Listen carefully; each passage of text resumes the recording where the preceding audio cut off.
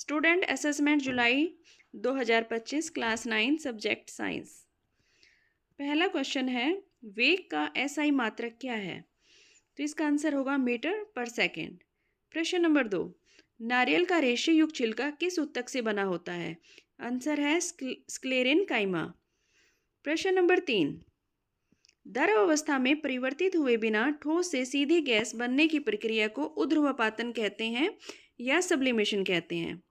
प्रश्न number 4, tincture iodine विलय में विलेय और विलायक के नाम बताइए।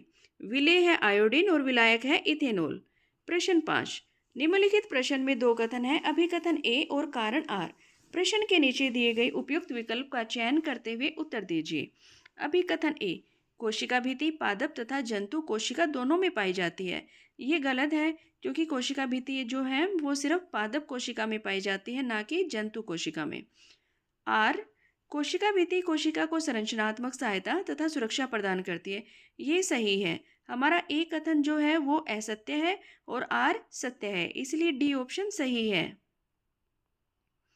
प्रश्न नंबर 6, निलंबन और कोलाइड का एक एक उदाहरण देते हुए दो अंतर स्पष्ट करें।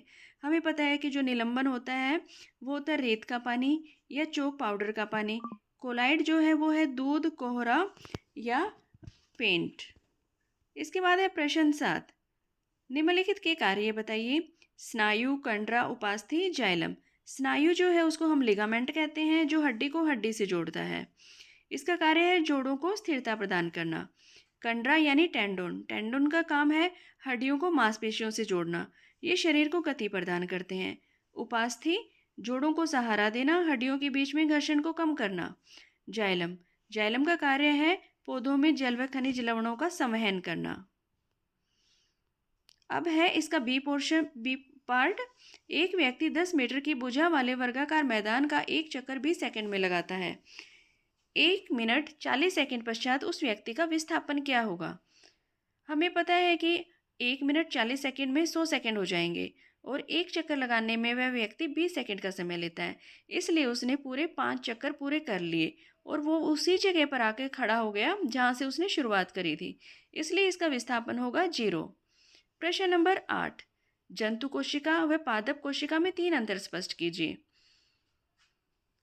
हमें निम्नलिखित कार्य बताने हैं माइटोकॉन्ड्रिया और लाइसोसोम के। हमें पता है कि माइटोकॉन्ड्रिया जो है पावर हाउस या बिजली घर है, ये ऊर्जा उत्पादन का कार्य करता है। लाइसोसोम को हम सुसाइडल बैग या आत्मघाती थैली भी कहते हैं, ये पाचन व अपशिष्ट पदार्थों का निपटान करता है। इसके ऑप्शन में है, क्वेश्चन पहला है, किसी कमरे का तापमान 37 डिग्री सेल्सियस है तो उसको केल्विन स्केल पर उसका तापमान कितना होगा? हमें पता है कि 0 डिग्री सेल्सियस बराबर में 273 केल्विन, तो 37 डिग्री सेल्सियस कितना होगा? 37 में हम 273 जोड़ देंगे, 310 केल्विन। गोताखोर द्वारा पानी को काट पाने के पदार्थ का कौन सा गुण प्रेक्षित होता है? इसमें तरलता, श्यानता, फ्लूइडिटी या विस्कोसिटी वाला गुण जो है वो प्रेक्षित होता है।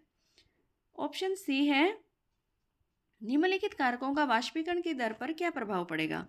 अगर आर्द्रता में कमी आएगी तो वाष्पीकरण की दर बढ़ जाएगी। अगर सतही क्षेत्रफल में कमी आएगी तो वाष्पीकरण की दर कम हो जाएगी।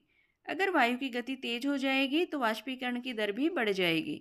अगर तापमान में वृद्धि होगी तो वाष्पीकरण की दर में भी वृद्धि होगी। अब है हमारा लास्ट क्वेश्चन, डी पार्ट। घनत्व का एसआई मात्रक क्या है? हमें पता है कि घनत्व यानी डेंसिटी का जो फार्मूला होता है मास पर यूनिट वॉल्यूम। मास की यूनिट किलोग्राम होती है और वॉल्यूम की मीटर क्यूब, इसीलिए डेंसिटी की यूनिट हुई किलोग्राम पर मीटर क्यूब। Thank you.